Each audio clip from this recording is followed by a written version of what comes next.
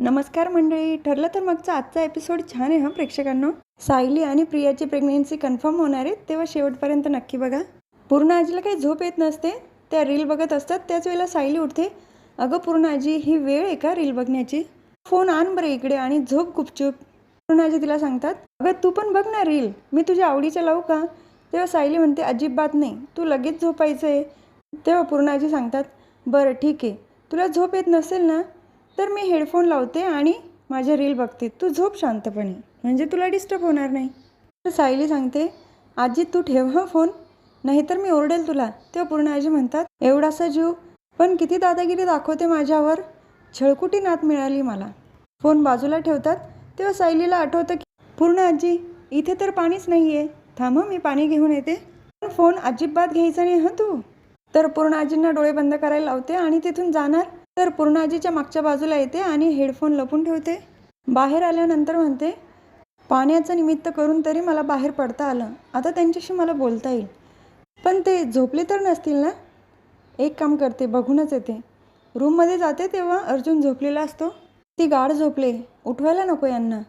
त्याच्यावर पांघरून टाकते आणि तिथून निघून जाते. पूर्ण आजी त्यांच्या रूममध्ये हेडफोन शोधतात. लवकर तर काही सापडत नाही. त्यानंतर गादीखाली त्यांना सापडतो. सायली येणार म्हणून ते शांत पडतात.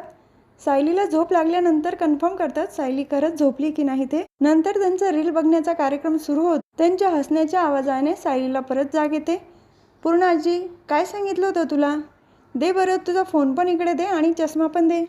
पूर्ण आजी सांगतात, अगं पण मी हेडफोन लावला आहे ना, तुला डिस्टर्ब पण नाही होते, तू झोप ना. सायली म्हणते, अजिबात नाही, पटकन इकडे दे बरं. पूर्ण आजी तिला विचारतात, अगं तू माझी आजी आहे की मी तुझी आजी आहे, ओरडू नको माझ्यावर. तर सायली सांगते, तू जर लहान मुलीसारखं वागत असशील तर मला तुझी आजी व्हावंच लागेल. दे इकडे फोन. हिसकावून घेते त्यांच्या हातातनं फोन आणि चष्मा पण मागून घेते. आता चष्मा कशाला हवाय तुला? पण फोन माझ्याजवळ ठेव ना इकडे, मला तेवढंच बरं वाटेल. तेव्हा सायली म्हणते, अजिबात नाही, झोप बरं पटकन. पूर्ण आजी झोपल्यानंतर सायली मनात विचार करते, पूर्ण आजीची सवय मोडावी लागेल, काहीतरी मलाच करावं लागेल. तर जेलमध्ये प्रियासाठी डॉक्टरांना बोलवलेलं असतं. तिचं जेवण झाल्यानंतर चक्कर येऊन परत पडली ती. नेमकं काय झालंय बघा बरं. उद्या तर तिला कोर्टात हजर करायचं. तिथे उभं तर राहता आलं पाहिजे तिला. तेव्हा ते डॉक्टर तिची नस चेक करतात. तर त्यांना थोडा डाऊट येतो, ती प्रेग्नेंट आहे की काय. तिला विचारतात, पिरियड्स कधी आले होते?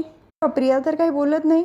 त्यानंतर तिला ॲडमिट केलं जातं आणि तिच्या काही टेस्ट केल्यानंतर डॉक्टर जेलर मॅडमला सांगतात की ही प्रेग्नेंट आहे, आता हिची जास्त काळजी घ्यावी लागेल.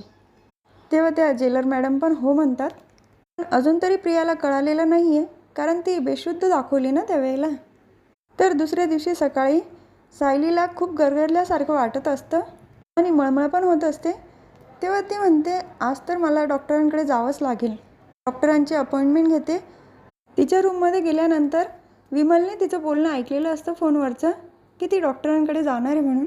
तर जेलमध्ये महिपत शिकरे प्राणायाम करत असतात. त्याच वेळेला नागराज काका त्यांना म्हणतात, अरे महिपत, मला झोपू दे, कशाला आवाज करतोय तू? तेव्हा महिपत शिकरे म्हणतात, अहो नागराज, सूर्योदयाच्या आधी आपण उठलं पाहिजे, देवाचं लक्ष असतं आपल्याकडे. आणि ते श्लोक पण म्हणतात. तर नागराज काकांना आश्चर्य वाटतं, अरे तुला श्लोक कसं काय येतात? दादा पण मला शिकवायचा, पण मला कधी जमलंच नाही रे ते. पण तू कसा शिकला? तर तिथे कॉन्स्टेबल आलेले असतात. ते सांगतात की जेलमध्ये एक गुरुजी येतात, त्यांच्याकडूनच महिपत शिकरे श्लोक शिकले. हे गुरुजी पण खूप कौतुक करत होते. महिपत सारखा अभ्यासू विद्यार्थी नाही. तर नागराज काकांना हसू येत असतं. अभ्यासू आणि महिपत दोन्ही शब्द एकत्र नाही चांगले वाटत. तर ते कॉन्स्टेबल म्हणतात, अरे गुरुजी पण खूप कौतुक करत होते आणि आपले जेलर साहेब ते सुद्धा खूप आदर करतात. तेव्हा नागराज काका म्हणतात, हे चांगले बाबा, मला अरे तुरे आणि त्याला आहो जाओ. असं का? मला पण बोल ना जरा, आहो जाओ, मला पण ऐकायला बरं वाटेल. तेव्हा महिपत शिकरे म्हणतात, अहो नागराज शेठ, हे काय जेलमधून सुटण्यासाठी नाही करत ते, कारण मला इथून पुढे कोणाचा रक्ताचा थेंबसुद्धा नाही सांडवायचा आहे. मला फक्त चांगलं वागायचं आहे आणि माझ्या पोरीबरोबर मला चांगलं आयुष्य जगायचं आहे. तर नागराज काका हात वर करतात, हो खरंच रे, जय महिपत बाबा. त्यांच्या पायावरच लोटांगण घालतात. तर सकाळी सगळे नाश्ता करत असतात. त्याच वेळेला तिथं अर्जुन येतो. सायली कुठे आहे मामा? तेव्हा त्यांना तर काही माहीत नसतं. विमल सांगते, त्या हॉस्पिटलमध्ये गेले आहे. म्हणजे मला काही सांगितलं नाही आहे, पण फोनवरचं बोलणं ऐकलं होतं मी त्यांचं. सगळेच घाबरतात की नेमकं सायलीला झालं तरी काय असेल. हॉस्पिटलमध्ये गेली ती, तिला जर काही त्रास होत होता अश्विनला सांगायचं ना तिने.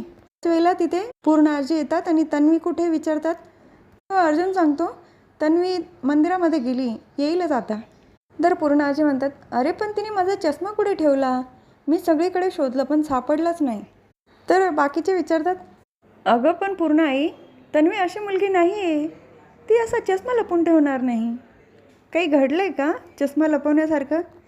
तर पूर्ण आजी काही सांगत पण मनात विचार करतात की यांना जर समजलं की मी रात्रीची रील बघत होती तर अजून मलाच ओरडा खावा लागेल.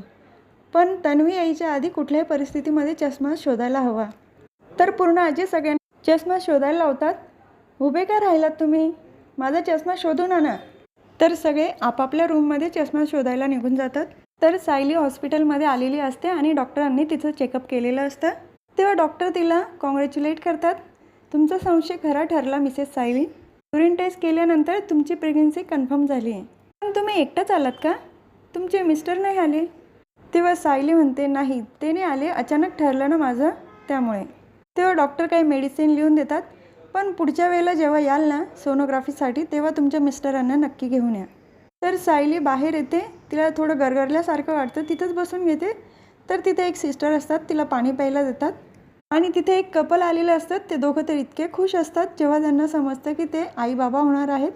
त्यांना बघून सायली पण आधी खुश असते, पण परत मनात विचार करते की यांना जर समजलं मी प्रेग्नेंट आहे तर हे खुश होतील का. हे जोपर्यंत तयार होत नाही तोपर्यंत मी घरात कोणालाच नाही सांगणार. तर घरी सगळ्यांनी चष्मा शोधलेला असतो, कोणालाच सापडलेला नसतो तो. तेव्हा अर्जुन विचारतो पण पूर्ण आजी मला हे सांग, तन्वीने तुझा चष्मा का लपवला आहे. तर प्रताप काकाही विचारतात हे बघ पूर्ण आहे, मला पण शंका येते की यामागे नक्कीच काहीतरी कारण असेल म्हणून तन्वीने चष्मा लपवला आहे. पूर्ण आजी चिडतात माझीच काय उलट तपासणी घेताय तुम्ही. तर सायली तेवढ्यात दरवाजाजवळ येते. उलट तपासणी तर घेतलीच पाहिजे पूर्ण आजी, त्याशिवाय खरं कसं कळणार. मध्ये येते तेव्हा अर्जुन तिला विचारतो पण तू डॉक्टरांकडे का गेली होती, काय झालं आहे तुला. पूर्ण आजी सांगतात अरे तू तर म्हटलं ना मंदिरात गेली होती, मग आता डॉक्टरांकडे कशाला जाईल ती. सायली सांगते हो मी आधी मंदिरात गेली होती, त्यानंतर मी हॉस्पिटलमध्ये गेली. तेव्हा पूर्ण आजी विचारतात अगं मग तुला काही त्रास होतोय का, काय झालं तुला नेमकं, अश्विनला बोलू का. तेव्हा सायली सांगते नाही पूर्ण आजी, मला फक्त थोडा अशक्तपणा आला होता, पण मी आता ठीक आहे. तर कल्पना काकूच सायलीला विचारतात तन्वी तू खरंच पूर्ण आईचा चष्मा लपवला आहे का. तेव्हा सायली सांगते हो मी लपवला आहे पूर्ण आजीचा चष्मा. तर हा भाग इथेच संपतो. पुढील भागात बघायला मिळतं की तर प्रियाला कॉन्स्टेबल सांगत असते हे बघ मी काय सांगते ते ऐक, तू प्रेग्नेंट आहेस. तर प्रिया तर खूप खुश झालेली असते. आता अश्विन मला बाहेर काढणार, तो इथे नाही ठेवणार मला, तो नक्कीच स्वीकारेल मला. तर पूर्ण आजी सायलीला विचारत असतात तन्वी कुठे माझा चष्मा. तर सायली सगळ्यांना झाडाजवळ घेऊन आलेली असते. हा बघ इथे आहे.